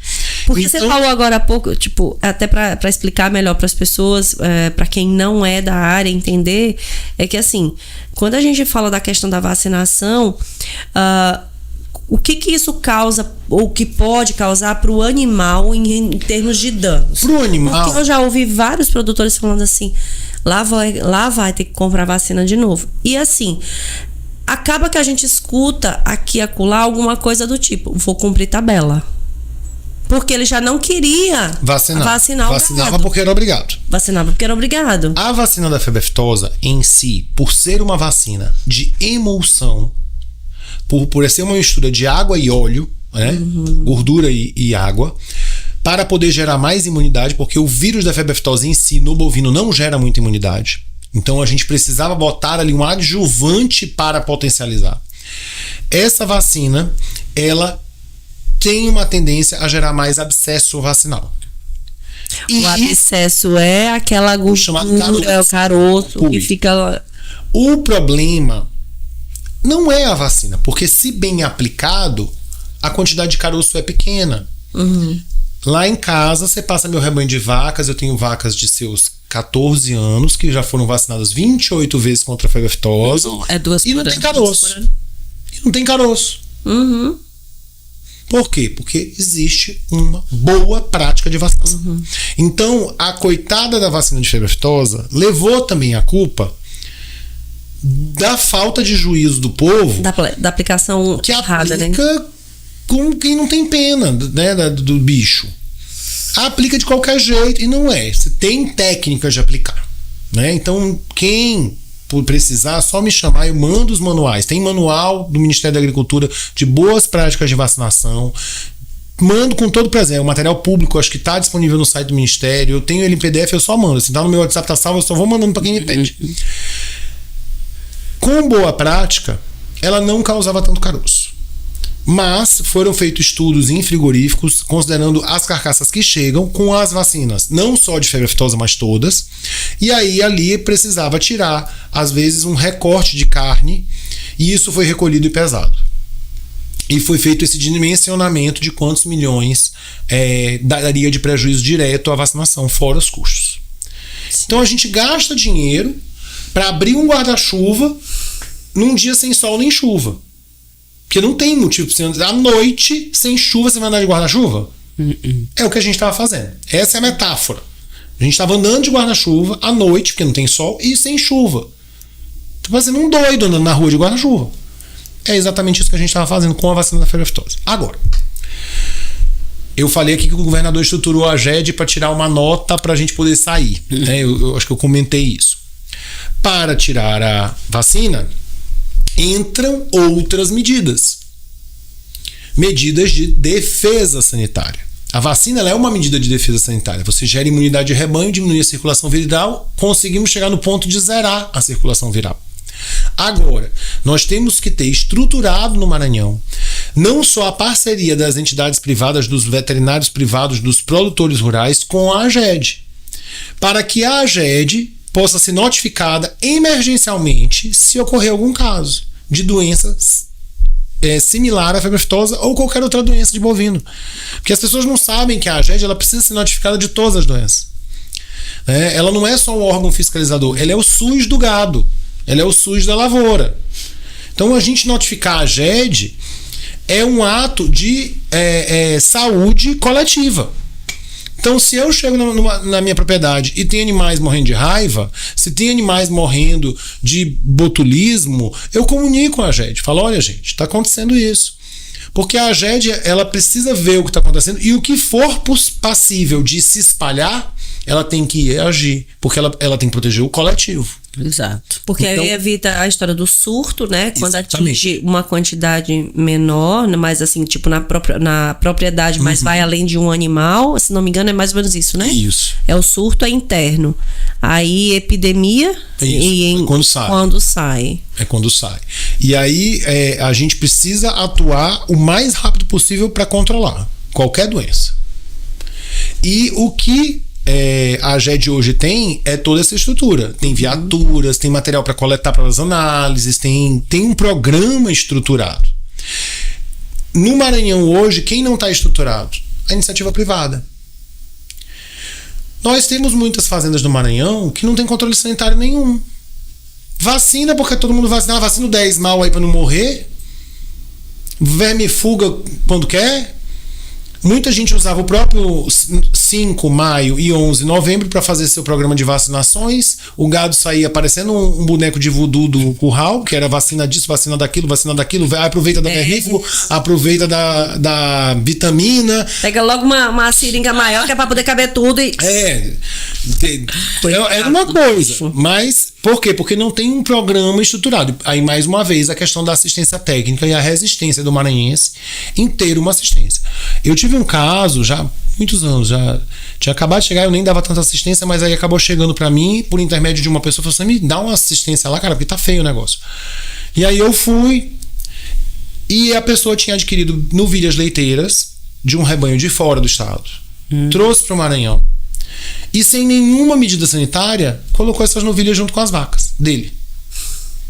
Elas trouxeram carrapatos. Sim, Carrapatos resistentes. não é assim um simples carrapato. Não era um simples carrapato, É, o era um super carrapato Master Blaster Plus Advanced. Era um carrapato 4x4. Senhor Carrapato. Era nas 4 rodas, era o John Deere dos carrapatos. Resistente a tudo. Saía de qualquer atoleiro.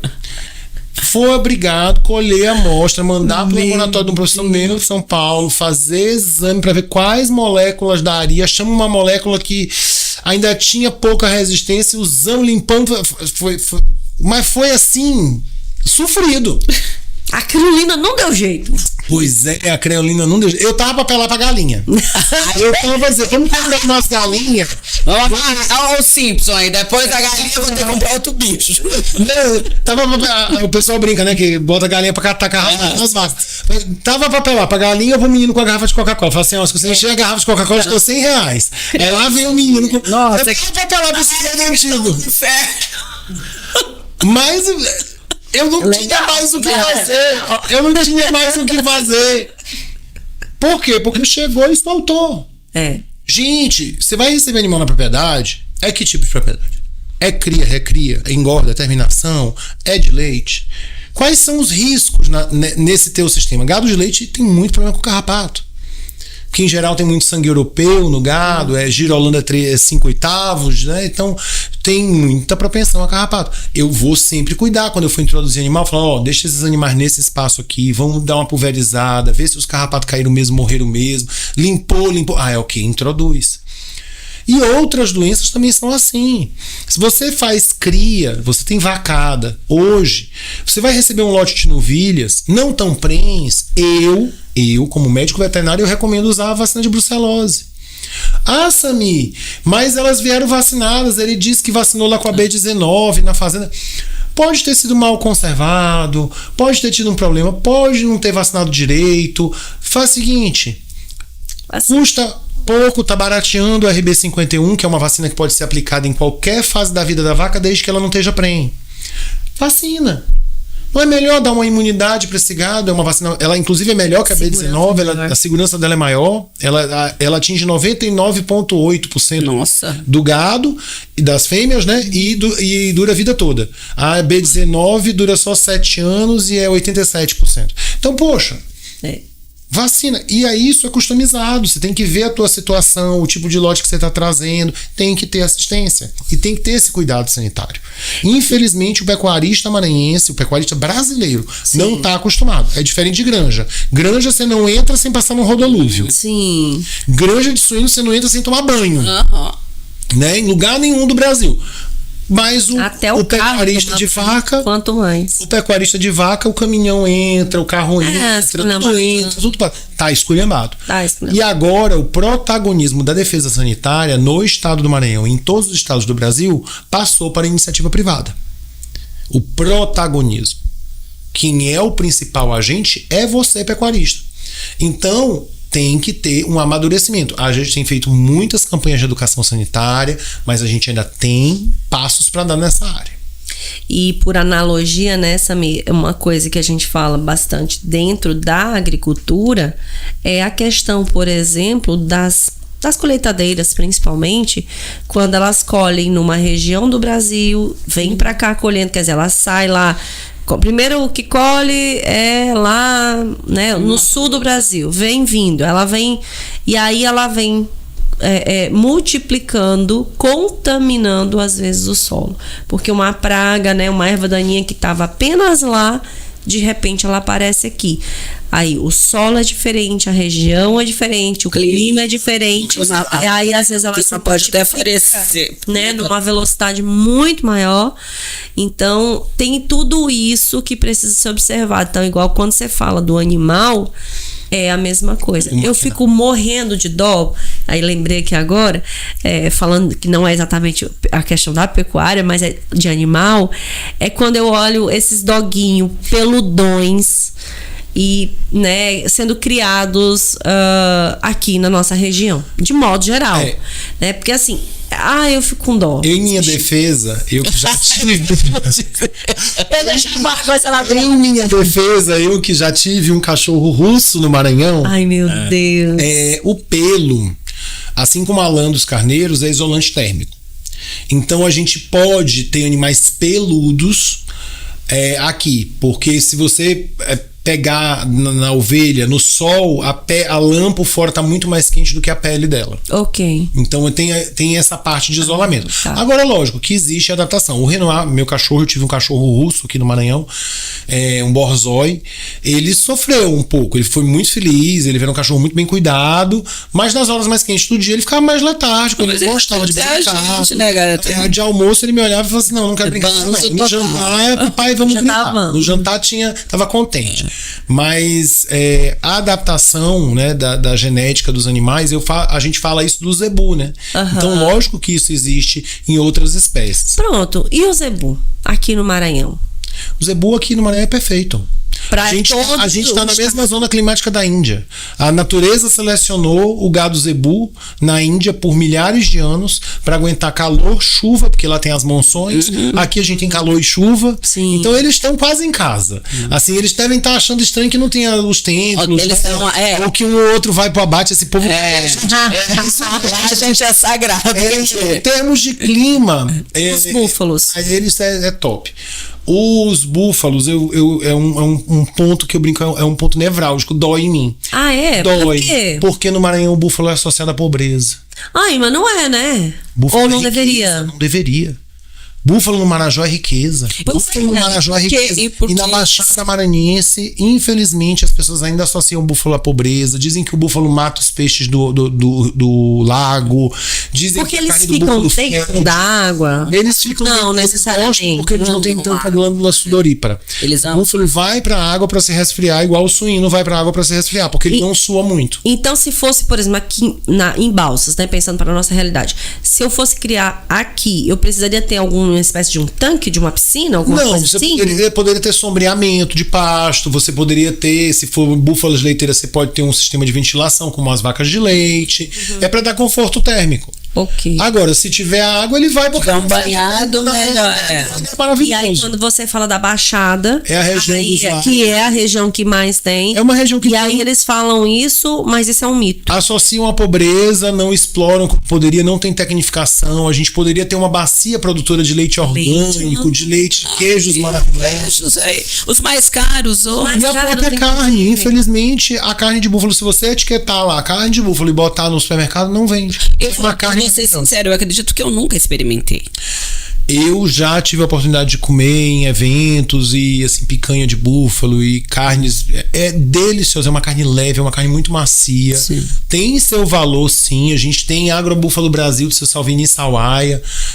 Aqui acho que Matões, o município dele, também faz um trabalho muito bacana.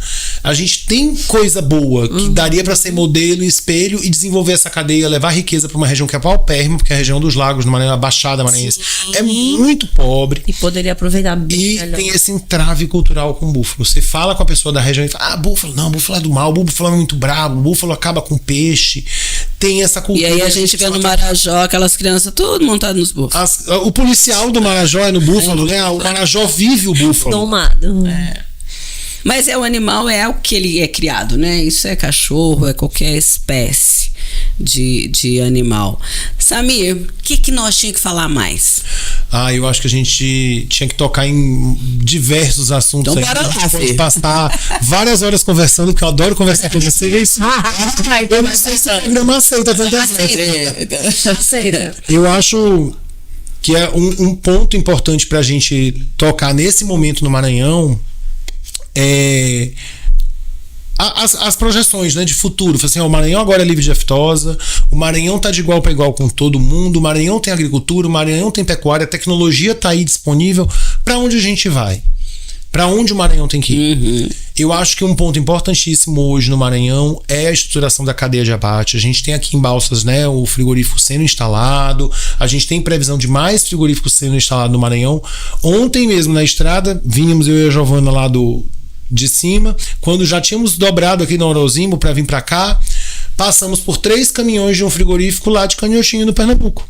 Olha. O boi sai daqui, vai para Canhotinho, morre e volta. Ou vai para depois daqui, porque tava vindo nessa direção de Balsas. A gente passou eles e veio embora. Eu não sei para qual município ele entrou, mas certamente esse boi não precisava ter ido pro Pernambuco, gerar emprego.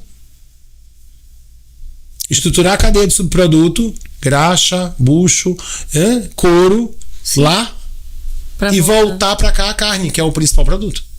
A gente podia ter isso aqui no Maranhão. E a gente, esse processo de industrialização da cadeia de carne e dos subprodutos do abate bovino é um passo que a gente, como sociedade, os empresários precisam abrir os olhos, enfim, e nós, como sociedade, precisamos ir lá no governo e dizer: vamos desonerar, vamos ajudar a estruturar, vamos abrir os braços. Eu tenho certeza que o governo já tem programas, eu tenho ciência que o governo tem programas para isso. Até porque hoje, infelizmente, no Maranhão, a gente ainda tem muitos municípios sem abatedouro, com inspeção, com higiene, para fornecer um produto carne de qualidade para a sociedade naquele município. Então a gente precisa estruturar essas cadeias, né, urgentemente, para que a nossa pecuária não fique com um valor inferior a de outras regiões, para que a nossa pecuária não fique sendo uma pecuária de segunda classe que vende uma carne de baixa qualidade. Não, a gente tem toda a condição de estruturar a cadeia para ter uma pecuária de nível mundial. Porque chegamos até no topo, né? Porque quantos estados no Brasil estão livres, assim? O Brasil inteiro vai sair como um bloco.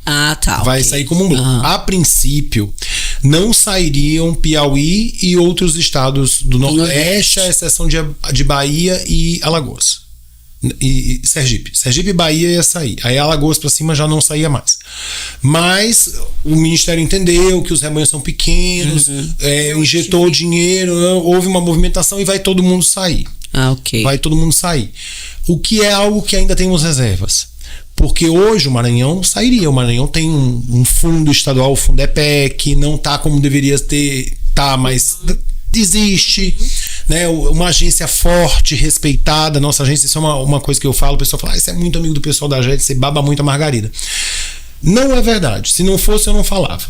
Não é por amizade que eu ia emitir uma opinião dessa, mas hoje é um orgulho pro Maranhão a AGED. É respeitada nacionalmente. A AGED é considerada uma das melhores agências do Brasil. Fica ali entre as top 5 facilmente. Pelo corpo técnico que tem, são muito capacitados. Muitos foram fazer doutorado, mestrado. É uma equipe excepcional da nossa AGED. Um RH diferenciado. E com essa injeção, né, que o governador deu de estrutura, nossa AGED ganhou uma força muito grande. E, enfim, temos uma AGED forte, temos um fundo forte, poderíamos sair em qualquer cenário, mas esses outros estados nem tanto. Aí tem o peso dos outros estados. E o que preocupa é, hoje, sem circulação viral no ambiente brasileiro, qual é o risco? Vir vírus de fora. Acidentalmente, trouxe uma perna de Ramon da Espanha. Aí entra nossas barreiras. Isso mesmo a vácuo, mesmo com selo de inspeção do outro país, não pode. Vamos começar por aí.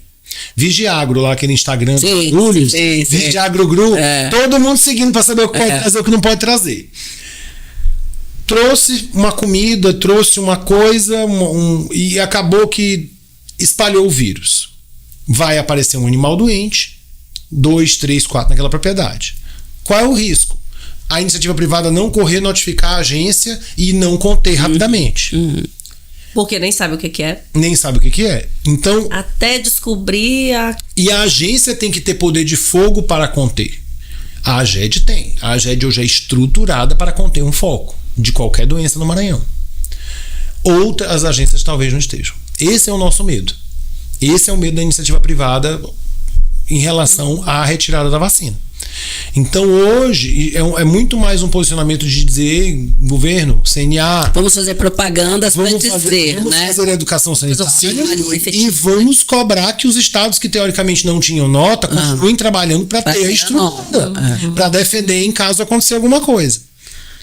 Porque pode ter essa introdução acidental, como pode ter a introdução maliciosa. A gente não pode esquecer da vassoura de bruxa. Sim. A gente não pode esquecer que no meio da pandemia, um pouco pós-pandemia, chegaram encomendas da China com saquinhos de semente.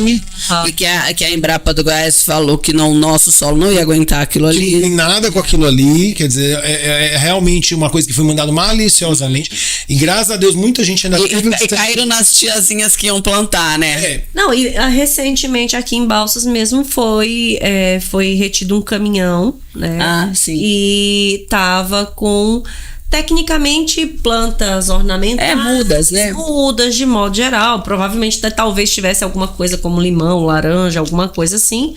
Mas enfim, era um caminhão vendendo mudas. E ele não passou pela AGED, não pediu autorização. Né? Ele parou ali na BR e começou a vender. E pode estar vendendo com diversas pragas, acidentalmente. Né? Ele pode estar vendendo diversas pragas. E nem por maldade, é literalmente por não saber. Por não saber. Você sabe que eu tenho algumas rosas do deserto. E eu tenho uma delas que eu estou monitorando mais de perto. Porque ela é sempre a primeira que aparece alguma doençazinha. De todas, ela é a tua sentinela. Ela é a minha sentinela. Você sabe que eles plantam as rosas no pé dos vinhedos por isso, né? Todo vinhedo tem roseiras nas duas pontas, porque tem um pulgão, tem uma praga que corre na rosa, se murchar ali, você sabe que você tem que correr e proteger, porque tem a praga. Eu tenho uma lá que ela é mais... não tem nenhuma e nenhuma outra. Ela tá lá. Esse conceito de sentinela na febre aftosa, no caso, são os suínos. Ah, é? Quando a propriedade tem suínos, bovinos e ovinos, o primeiro animal que vai dar a sintomatologia é o suíno, porque o suíno, quando ele pega a febre aftosa, ele arma um circo.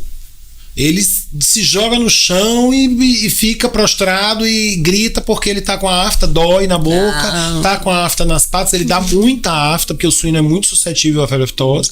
Então a gente fala que o sentinela é o suíno. É o animal que é o que primeiro grita. E o ovino, ele é testemunha sorológico, porque como a gente nunca vacinou o ovino, se tiver um ovino positivo para febre aftosa é porque tinha circulação viral. E o ovino pode ficar nesse papel por dois motivos. Primeiro, porque ele quase não dá sintoma. Você chega lá, as vacas estão mancando, babando, acabados, os porcos estão dançando o sétimo inferno de Dante, e o ovino tá lá mastigando com uma aftazinha. Não tem nada comigo não, mas tá com aftose, porque ele tem uma certa resistência. E ao mesmo tempo tentar vacinar ele não funcionava, porque ele não gera, as vacinas que se desenvolveu para tentar para ovino não gerava imunidade mais do que 2 meses. Então ficaram esses 3 papéis bem definidos entre os animais biungulados de produção. Eu achei interessante porque assim, muita gente não sabe o porquê do nome febre aftosa. Acho que agora deu para quem não conhecia. Ela causa aftas na mucosa oral e no interdígito, né? Os bovinos são biungulados, eles têm 2 unhas, e aí vem aftas ali naquele meio, aquilo dói, o animal não começa a não caminhar. Samir, você já mencionou aqui que você fez inclusive uma pós na área de comunicação. Fiz. Por que você fez? O que te moveu para esse... Eu gosto de falar, adoro, né? Não. Pouco, sim, tal. Adoro. E por esse olhar de que eu estou em um setor que precisa se comunicar melhor entre si e de si para fora.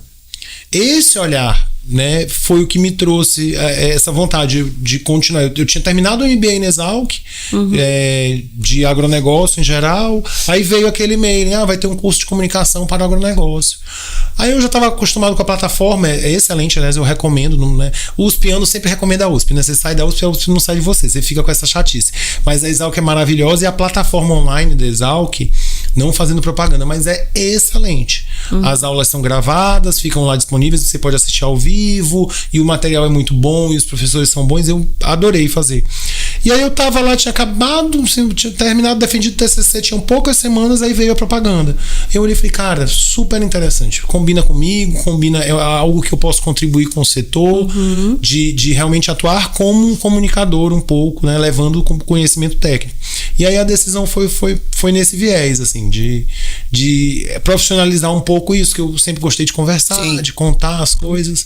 Os teus vídeos, os teus materiais. Os materiais, até ganharam mais frequência, ganharam estruturação, né? Hoje eu monto temas e vou gravando uma série de vídeos, porque as pessoas, infelizmente, dá trabalho, né? Sim. Pra caramba, você tem que ir lá gravar, não falei direito, gravar de novo, faltou tal informação, grava de novo, edita, bota legenda, deixa tudo organizadinho pra poder ir tentando divulgar um pouco daquilo que você faz, que você vive, né? Eu vivo o agro, né? Todo dia.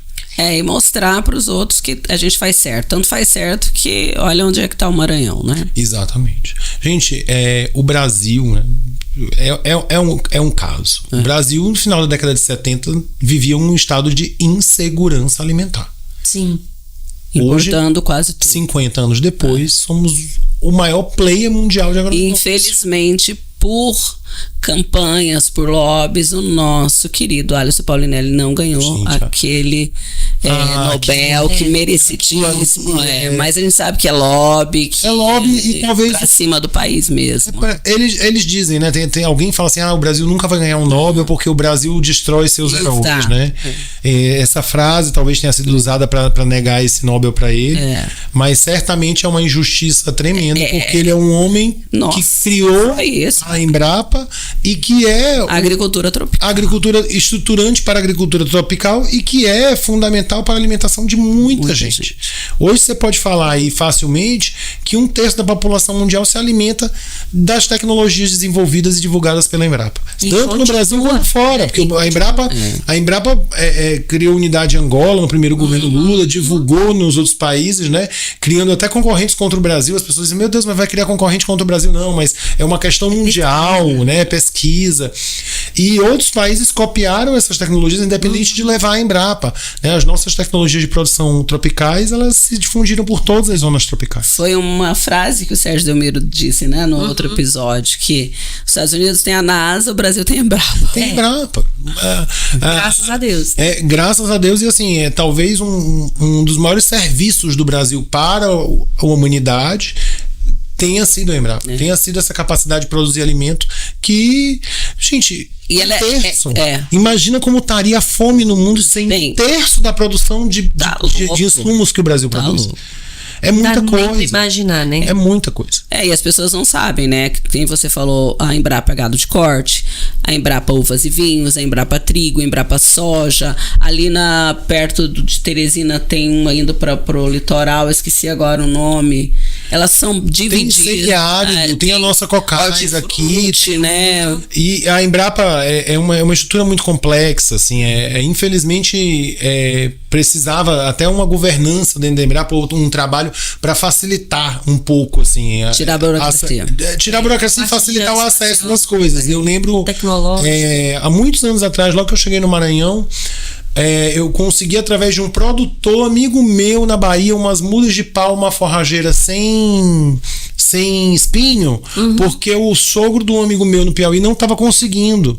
Aí eu tentei pela Embrapa, ele tinha tentado pela Embrapa e não conseguiu. Aí esse produtor que tinha conseguido da Embrapa lá, ele mandou para mim. Ele mandou para mim no Maranhão e meu amigo levou pro sogro lá no Piauí. Quer dizer, dá toda uma volta, porque às vezes a Embrapa não consegue chegar até a ponta, porque ela é muito grande. Muito grande. Aí você pega que a Embrapa no Goiás tem uma fila, né? Que eu tô lá, uma hora vai chegar. 40 mil inscritos pra pegar muda de piqui sem espinho. Porque isso eu vou te contar, né? Não, isso gente, daí isso assim. Come o piqui do Maranhão, lá do Goiás. Eu vou comendo enquanto não chego sem espinho. Porque eu amo piqui, mas como eu sou uma pessoa gulosa, eu super imagino um dia que o pensamento intrusivo vai vencer e eu vou tacar o dente no piqui. Eu vou fiquei com aquele só de raiva. Eu tenho certeza. Olha, o pensamento intrusivo um dia vence.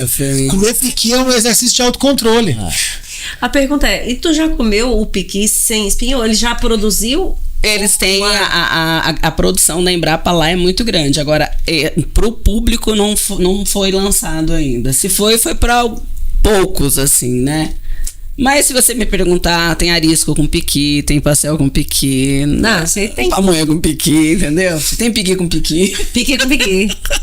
Eu só não sou fã do piqui doce. Não, tá doido? Eu só achei assim, o doce de piqui, o picolé de piqui desnecessário. O resto com piqui pode tacar piqui em tudo. Eu também acho. Hoje, galinhada com piqui. Eu acho que vocês deviam comer o Eu provei. Eu provo tudo pelo menos uma vez. Eu só não consigo provar de novo beterraba e abacaxi. Abacaxi que eu tenho alergia, beterraba que eu já provei, não como nem pra agradar a sogra. É o paladar, não adianta. Nem cru, nem cozido. Não rola. Okay. Não dá. É que nem a minha pessoa com o tal do pimentão, né? Passa a receita ali a pouco. Tipo, pra que socar o pimentão? O trem tava tão bonito. Eu com coentro. Eu dispenso. Tá tudo bem, eu como, mas eu dispenso. Se puder fazer sem, melhor. Dentro dessa coisa do comunicando, do agro, Como que você imagina que a gente vai conseguir diminuir a distância entre quem produz e quem consome? As redes sociais estão sendo úteis para isso. A gente tem vem surgindo alguns comunicadores, né? A Camila, né? Famosíssima. Esses dias eu vi um rapaz que divulgou uma rotina de skincare. Aí ficou famoso. Vem fazer skincare comigo no curral. Era uma coisa assim. Legal. Aí ficou jogando milhares de seguidores, viralizou, e ele mostra lá o dia dele, né, o dia a dia na fazenda. Tem o Murilo Groff também, que é um menino que mostra muito o dia a dia dele da fazenda. E se cada um de nós fizer pelo menos o nosso ciclo social, porque todos nós temos um ciclo social que não é agro. Sim. Se pelo menos cada um de nós tirar a dúvida de 5 amigos, olha o poder que isso vai ter. De multiplicação. Então a gente precisa perder o medo, a vergonha, porque eu sei que dá vergonha. Às vezes eu mesmo gravo e depois, mas não tá tão bom, vem aquele espírito crítico, não tá legal, aí eu olho de novo, aí vejo, confiro se as informações estão corretas, eu tô convicto, tá assim. O Firmino. Eu acho que eu vou ter que mandar um pra ele. 2 carecas. Assim, que eu tô de chapéu, né? E aí eu acho que é isso, assim, o caminho vai ser todos nós do agro começarmos a trabalhar a comunicação. O caminho para o agro é o poder da massa. Não vai vir um pecuarista, um produtor rural que vai conseguir vencer toda a desinformação. Não. Nós vamos ter que fazer o coletivo. O passarinho sozinho não vai conseguir apagar, né? Até porque, floresta. gente, o lobby é grande. É dinheiro pra danar. Isso vem de fora, né? Pagando os brazucas pra... Eu tô louco, assim, pra ter um tempo, porque esse mês realmente foi assim, pauleira. Eu tô fora de casa tem muitos dias e eu só vou voltar pra casa dia 22. 4 semanas... Final do mês, praticamente. 22 é final do mês. Praticamente...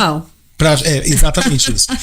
E aí, eu não tive tempo, mas eu quero muito pegar aquela lista do Elon Musk lá do USAID para olhar quem recebeu o dinheiro do Brasil, que tipo de ONG, porque ele já deixou claro qual era o alinhamento dessas ONGs, né? Eu já vi alguns artigos, não pude ir atrás do mais oficial, eu tô no oficioso, aqueles sites que a gente não pode citar, porque eu não gosto de produzir fake news. Não, eu retorno da fake news, não vou produzir. Exatamente. Mas o pouco que eu já vi, as informações é que vieram ONGs ligadas ao meio ambiente, que a gente sabe que essas ONGs não fazem nada, é só aquela Paz Verde, né? Pra gente não citar o nome da ONG também, é Paz Verde lá. Exato. A gente sabe, porque em cada país eles estão fazendo lobby de uma coisa. O nosso é sobre agricultura. É sobre agricultura. Então, assim, eu tô louco pra pegar aquilo pra ir ver o quanto, pra poder embasar aquele vídeo que eu fiz ano passado. Porque no começo de 2024 eu fui metralhado.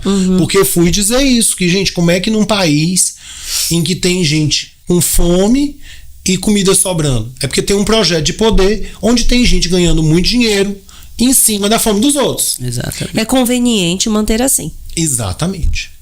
Então, quem é mal não é o produtor rural que produz comida. Quem é mal é quem tá ganhando dinheiro, quem tá ganhando poder em cima da desgraça ali. Você sabe, Samir, eu falo uma coisa, e assim, não entendam que isso não tem a ver com poder aquisitivo, mas tem a ver com respeito. Isso é a minha opinião. Quando eu chego no supermercado e eu vejo um produto, um tomate que seja, que tá mais caro, a leitura que eu faço automática é que tem pouco produto circulando. Isso é automático. Começa por aí. E a primeira coisa que me passa na cabeça é assim, quanto esse produtor efetivamente recebeu por aquele tomate que está naquela gôndola. Porque a cadeia para que esse produto chegue até o supermercado. E aí uma coisa que e aí de novo é a minha opinião, é que o processo de conservação não é respeitado. Então, assim, é um produto perecível, precisaria de uma conservação adequada, de um manuseio adequado, que nem sempre é feito. A gente vê isso lá, na hora que você chega no supermercado. Gente, observa Observa como a pessoa está trabalhando, observa como é que esse produto está vindo. O tomate Está sendo exposto. Você vê o tomate numa pilha, naquela gôndola, um pesando sobre o outro, incentivando uma manipulação excessiva. Para ser bonito para ver, mas não é bom para comprar. Né? É aquela situação que a pessoa que chega para comprar, agora a gente está com poucas chuvas, a alface está até bonita, mas se está no período de muita chuva, a alface não está bonita, mas é porque é natural do período. Então essa coisa também de aquilo que eu vejo e aquilo que é de verdade, né? Eu vejo 2 pontos na tua fala assim, que eu queria pontuar separadamente. É a remuneração do produtor. Hoje, a gente sabe que quem produz está ficando cada vez com menos dinheiro. Seja na produção agropecuária, seja na indústria, nós estamos sendo estrangulados e sufocados por uma rede varejista que está apreendendo a maior parte do lucro. Né? A distribuição e o varejo estão apreendendo a maior parte do lucro. As alternativas que foram criadas, por exemplo, nos Estados Unidos, tem muito Instagram, muito e-commerce de produto diretamente do produtor. O pessoal tem buscado essa via. E aqui no Brasil isso ainda é muito tímido. Você vê muito pouco, especialmente produtos agropecuários, as pessoas caminhando para isso. Eu acho que a Camila Teles tem o dela é e-commerce de produtos dela. Né? Até foi dela isso. Segundo, a questão das cooperativas. Sim. Nós precisamos nos associativizar mais, nos cooperativizar mais. Nós somos um país individualista. Nós precisamos parar com isso. Pulverizados, nós somos massa para ser compactada. Pulverizado, é fácil passar por cima da gente. Agora, quando começa a sindicalizar, começa a se associativizar, mas não é só ir lá, assinar lá, eu sou sócio. Botar a carteirinha e dizer eu sou sócio. Não, gente. Tem que ter espírito coletivo, tem que ir lá ouvir, para poder entender que o teu problema é o mesmo do vizinho, que é o mesmo do primo, que é o mesmo de todos os pecuaristas. Todo mundo está com os mesmos problemas. Quando tem quebra de safra, todo mundo teve quebra de safra. Quando tem aumento de percentual de participação no financiamento, porque uma política governamental quer atrapalhar ou não tem dinheiro para dar pelos fundos oficiais, atrapalha todo mundo. Quando tem uma praga, atrapalha todo mundo. Quem precisa de um crédito melhor é todo mundo. Quem precisa vender melhor é todo mundo. Se a gente se unir e trabalhar com um mínimo de espírito coletivo, a coisa anda. No Sul e Sudeste nós temos cooperativas tradicionais e que funcionam e que garantem remunerações excepcionais para os produtores. Inclusive ali no Centro-Oeste tem gigantes. Já tem gigantes surgindo. Então aqui para o Norte a gente não tem cooperativa de nada, a gente mal tem associação. Então esse é um ponto que para remunerar melhor a gente precisa bater. Outro ponto, esse é a questão do visual, né, que você falou. Primeiro que no Brasil ainda tem muito pouco incentivo a pesquisas em tecnologia de alimentos. Né? Então o pessoal da tecnologia de alimentos, engenharia de alimentos, é que escolhe a embalagem melhor para o tomate, que ajuda a desenvolver isso, né? Para que o produto chegue com qualidade, que tenha mais shelf life, mais tempo de vida no supermercado, na prateleira, tratamentos de descontaminação para fazer durar mais, né? Tudo isso vem da engenharia de alimentos, que ainda é uma carreira muito jovem no Brasil. Acho que tem poucas faculdades, a gente ainda não tem assim força nessa área. Se a gente produz tanta comida, por que o nosso governo não faz isso? A gente tem IFMA de robótica no Maranhão. Não estou desprezando a robótica. Sim. A gente tem drones, são esses meninos que vão, talvez, se eles forem inteligentes, se habilitar para serem grandes mecânicos e pilotos de drone, para eles ganhar dinheiro, porque hoje o dinheiro está Só que nós temos um mundo para comer, né? Mas nós temos um mundo para comer também. Então, assim, eu acho que existe aí às vezes um descompasso, né? Um desbalanço entre o que a sociedade precisa e o que o governo está fazendo. Isso é óbvio, né? E a outra coisa, nos anos pós Segunda Guerra Mundial, com a pujança gerada pelos químicos desenvolvidos na Segunda Guerra Mundial, o cidadão urbano, o mundo se urbanizou e o cidadão urbano se idiotizou. Se idiotizou, não tem outra palavra. O cidadão urbano não sabe matar uma galinha. O cidadão urbano não sabe a diferença entre uma alface e uma erva daninha. Se não tiver na embalagem escrito alface, ele come fedegoso. Não sabe, gente. É verdade, mas é verdade. A gente tá rindo de tristeza. Tá mentindo? Não. A caixinha de leite, achar que o leite... Infelizmente, um programa social que existe, que deveria ser um programa para trazer bem-estar para populações em necessidade, acabou idiotizando eles também, porque hoje você vai num povoado paupérrimo, a menina não sabe plantar machixe. Tem o celular na mão. Ela tem o celular na mão, ela recebe o Bolsa Família, ela come biscoito com vitaminado, mas não sabe plantar machixe. Mas não sabe dar um Google que seja pra falar assim, como plantar Machixe, alface, jongome, verdura, comida. Não sabe. Então houve um processo de idiotização para tornar as pessoas consumidoras. E isso, hoje, nós estamos vivendo a dor disso, que o cara é um idiota que ele só sabe comer o tomate vermelho. Lindo sem uma pinta. E de preferência que ainda venha daquele tipo holandês que vem com capim. Porque se não vier o caminho, não serve pra fazer tomate confite. Porque só aquele que serve pra fazer confite. Então, você sabia, não? Não? Gente, é mentira, né? Contém ironia. Contém ironia. Mas, infelizmente, esse é o processo que a nossa sociedade fez. Né? Eles falam, na Inglaterra foi ficando no primeiro mundo foi ficando chique ter grama na frente de casa em vez de ter hortaliças. Você é tão rico que você tem grama. Você não tem hortaliças para comer. Você tem flores para decorar em vez de ter verduras para comer. O potager sumiu, que era o jardim de fazer sopa, né? O potager, como tinha na França. Aquilo foi extinto depois da Segunda Guerra Mundial. As pessoas não sabem mais plantar.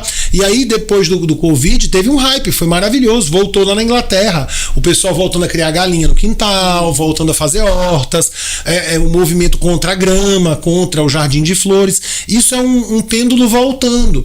Só que esse povo está penando para ir aprender a diferença entre o alface e o fedegoso. Porque foram idiotizados.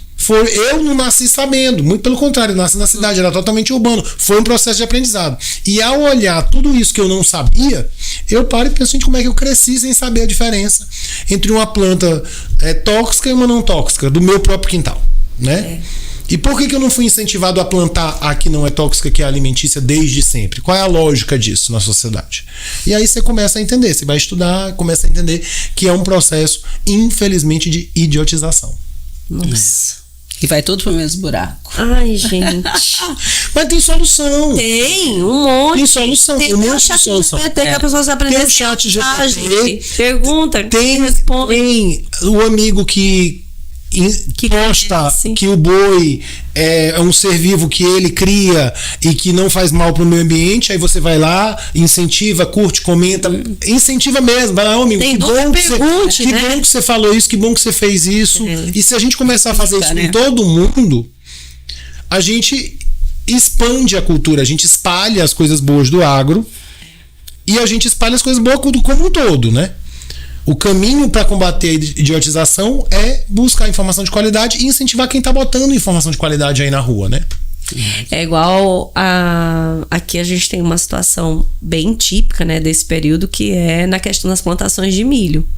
Ninguém quer plantar milho, mas todo mundo quer comer milho.